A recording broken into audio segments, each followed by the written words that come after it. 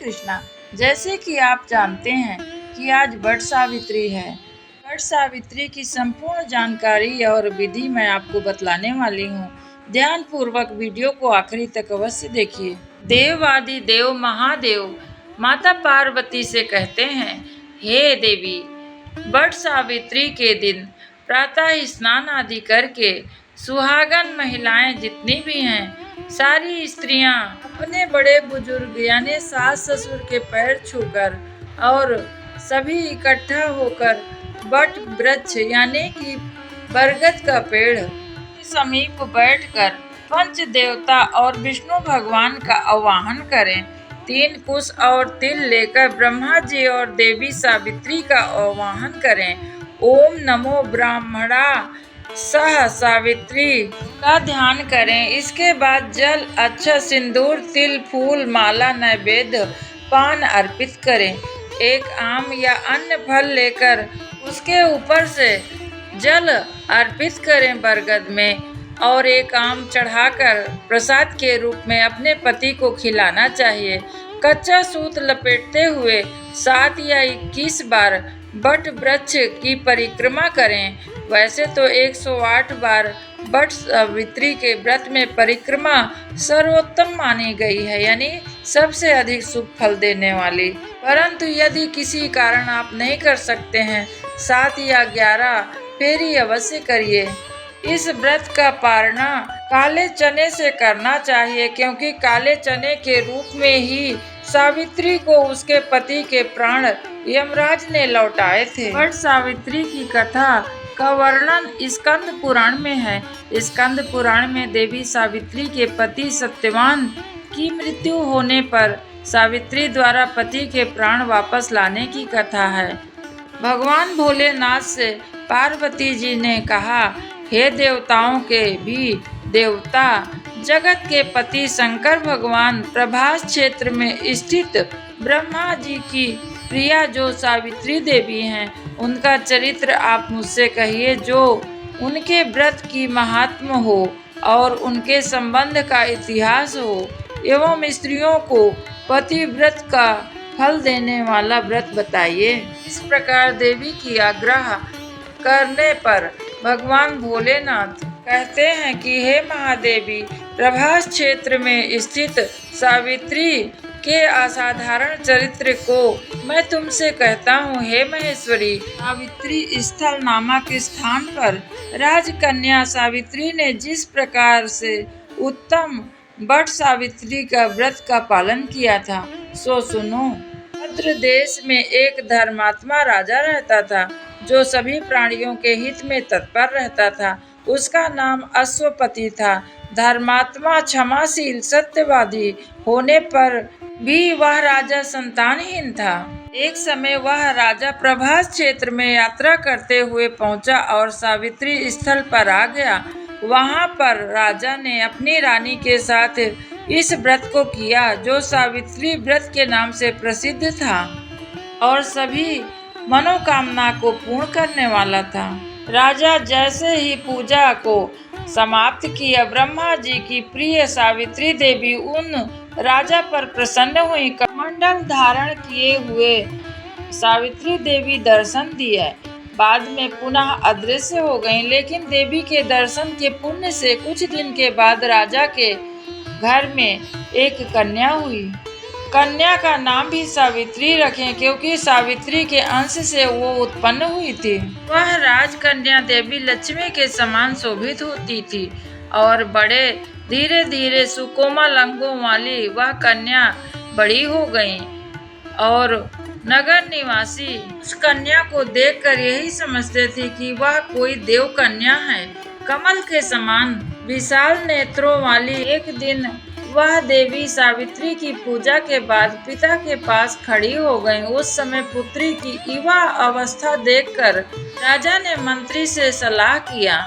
इसके बाद राजा ने सावित्री से कहा, हे पुत्री, तुम्हें योग्य वर को देने का समय आ गया है। मुझसे कोई तुम्हें मांगने के लिए भी नहीं आता है और मैं भी विचार करने पर तुम्हारी आत्मा के अनुरूप कोई वर नहीं ढूंढ सकता। धर्मशास्त्र में मैंने पढ़ा था और सुना भी है। यदि पिता के गृह में रहती हुई विवाह के पहले ही कन्या रजो धर्म से युक्त होती है तो उसके पिता को बड़ा पाप लगता है। इसलिए हे पुत्री, मैं तुमको भेज रहा हूँ कि तुम स्वयं ही अपने योग्य वर ढूंढ लो।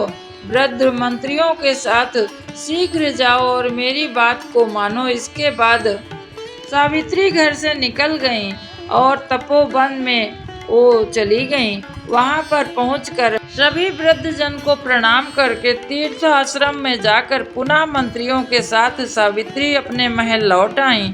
वहां से पिताजी के साथ देवर्षि नारद को बैठे हुए देखा। तब नारद को प्रणाम करते और मुस्कुराते हुए सावित्री बोली, हे नारद जी, देश में धर्मात्मा विख्यात एक क्षत्रिय राजा हैं जो दैव योग से नेत्रहीन हो गए हैं।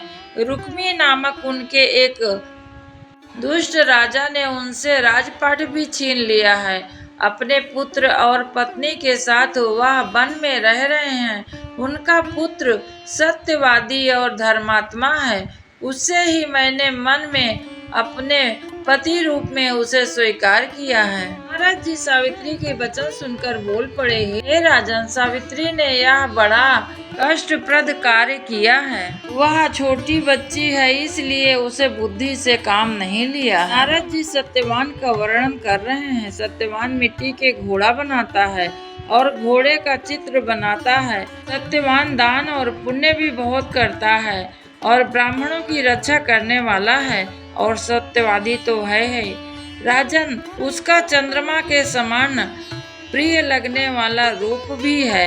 अश्विनी कुमार के समान घूमत सेन और बलवान है, लेकिन उसमें केवल एक ही दोष है, दूसरा कोई नहीं। सत्यवान आज से ठीक 1 वर्ष के बाद मर जाएगा।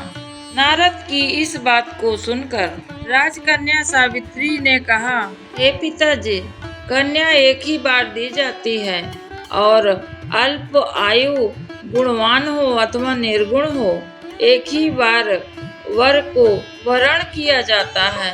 अब दूसरा विवाह मैं नहीं करूंगी।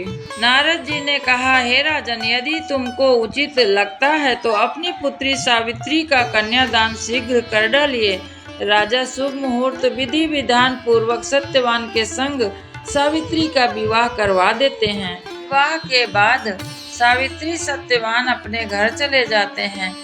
केवल उनके मृत्यु के 3 दिन पहले ही शेष रह गए। तब सावित्री ने निराहार रहकर व्रत का पालन किया। तीसरे दिन सुबह स्नान करके देवता और पितरों का पूजन किया। फिर अपने सास ससुर के पैर पड़ी और चरण वंदना करके पति के साथ वो जंगल की ओर चल पड़ी।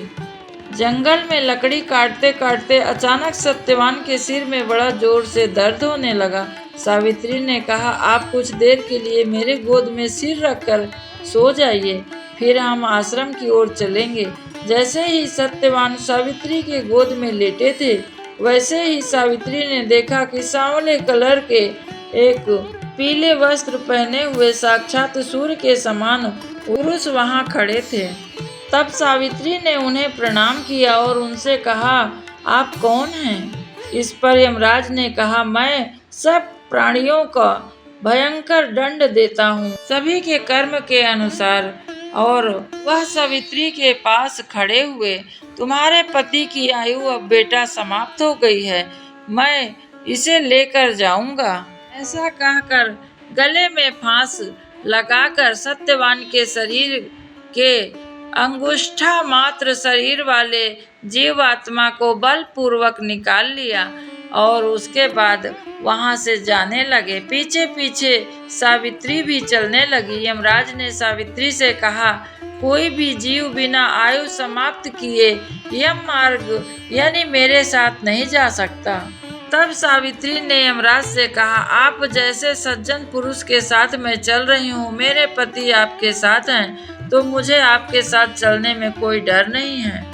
सावित्री की मधुर बातें सुनकर यमराज कहते हैं, मैं तुम्हारी बातों से बड़ा प्रसन्न हूँ, इसलिए जो इच्छा हो वो वर मांग लो। तब सावित्री ने यमराज से अपना खोया हुआ राज्य, सास ससुर की आंखें और पुत्र होने का वरदान मांगा। अपने वरदान में जाल बनाकर यमराज से मांगा। यमराज ने जैसे तथास्तु कह दिया, वैसे ही सावित्री यमराज से कह रही हैं कि आप यदि मेरे पति को ले जाएंगे तो मुझे पुत्र किस प्रकार से प्राप्त होगा। यमराज ने सावित्री की बात सुनकर उनका सुहाग वापस लौटा दिया। अब सावित्री अपने पति के साथ आश्रम वापस आ गईं। इस प्रकार उन्हें धन धाम, सास ससुर की आंखें तथा वे पुत्रवान हुईं। वट सावित्री की व्रत की कथा यदि कोई धर्म पूर्वक सुनता है और व्रत का पालन करता है तो माँ सावित्री की कृपा उन पर होती है, उनका सुहाग अखंड रहता है। हे माँ सावित्री, जिसे सुहाग ना हो उसे अच्छा वर देना और जिसका सुहाग है उसका सुहाग अखंड रखना। इसके साथ ही आज का वीडियो समाप्त करती हूँ। हरे कृष्णा। वट सावित्री की सबको शुभकामनाएं।